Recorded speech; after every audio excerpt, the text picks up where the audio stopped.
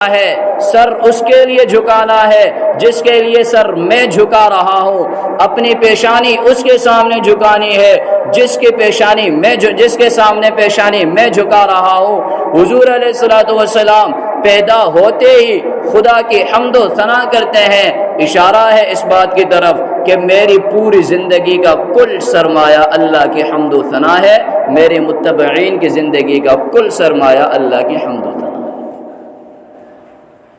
آج ہم اپنے سبق سے بھول گئے ہیں حضور کیا لائے تھے، کیا دے کر گئے، کس بڑے کام کے لیے آئے تھے، صحابہ نے اپنی جانیں کس میں لگا دی، ہم بے خبر ہیں۔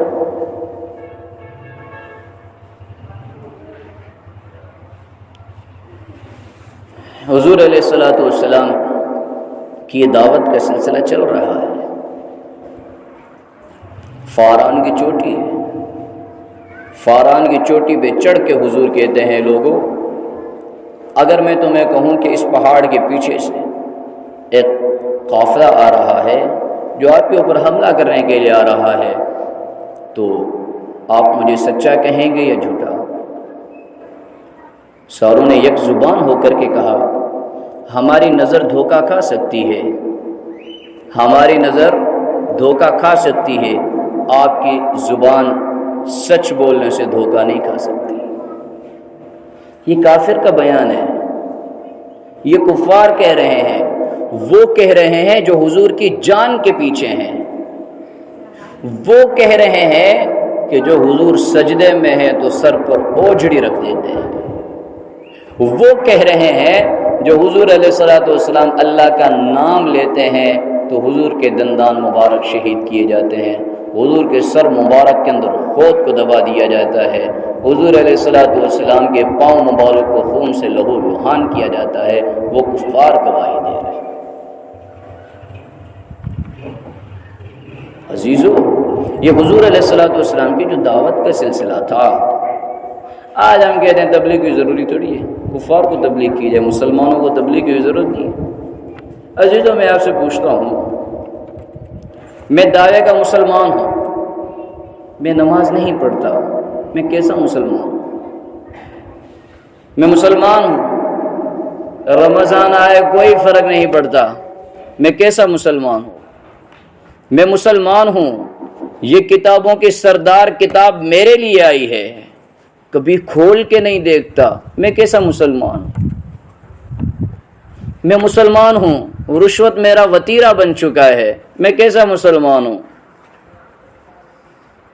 کافر کو دعوت تو مسلمان اپنے کردار سے دیتا تھا، کافر کو دعوت تو مسلمان اپنے کردار سے دیتا تھا کہ صحابہ کرام رضوان اللہ تعالی علیہم اجمعین کے کردار کو دیکھ کر کے لوگ مسلمان ہوا کرتے تھے۔ اور حضور علیہ الصلوۃ والسلام دین کا پیغام پہنچانے میں کوئی تھکے نہیں ہیں، ایک ایک گھر میں 10 مرتبہ بھی دعوت دینے کے لیے چلے گئے۔ پھر وہاں سے جواب کیا ملتا ہے؟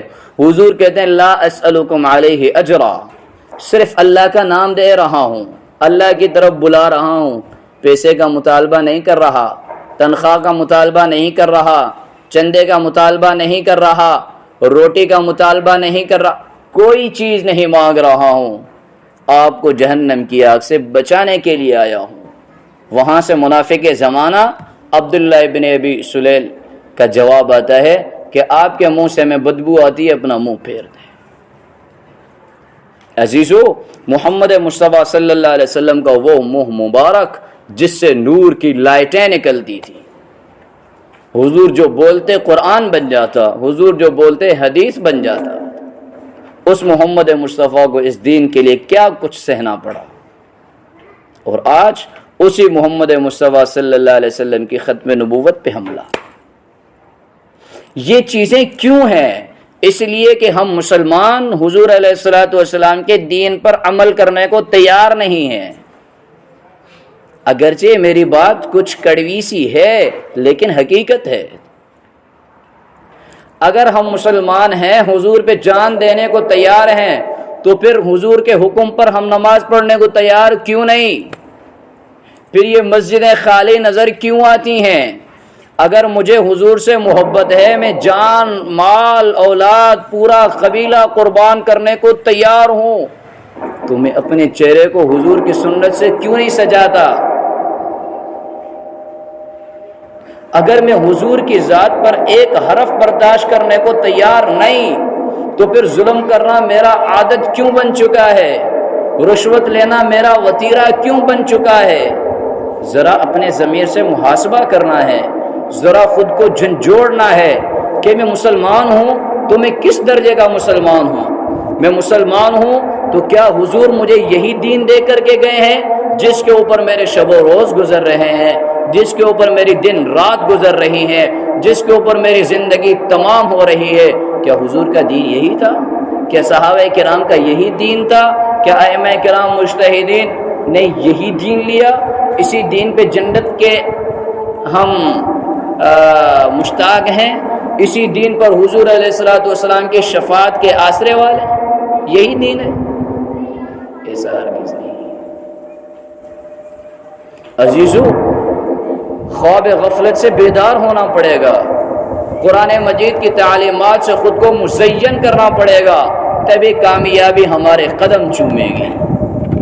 قد افلح من تزکا وذکر اسم ربہ فصلی، یہ قرآن مجید کی آیات ہیں، کوئی توریت کا ٹکڑا نہیں، کوئی زبور کا ٹکڑا نہیں، کوئی انجیل کا ٹکڑا نہیں، وہ محمد مصطفیٰ جس نے عرفات کی گرم زمین پر کھڑے ہو کر کے آپ کے لیے دعائیں کی، میرے لیے دعائیں کی، جس نے اپنی زندگی آپ کے لیے میرے لیے کھپا دی ہے، اس محمد مصطفیٰ کے یہ فرمان ہے، اس محمد مصطفیٰ پہ نازل ہونے والی کتاب ہے۔ ذرا حضرت عثمان رضی اللہ تعالیٰ عنہ کے قول کی طرف نظر دوڑائیں۔ حضرت عثمان فرماتے ہیں کہ مجھے تو ایسے بندے پہ خوف ہوتا ہے کہ جو پورے دن میں نہ قرآن کھول کے دیکھتا ہے، نہ اس کا کچھ حصہ پڑھتا ہے، مجھے خوف ہے کہ کہیں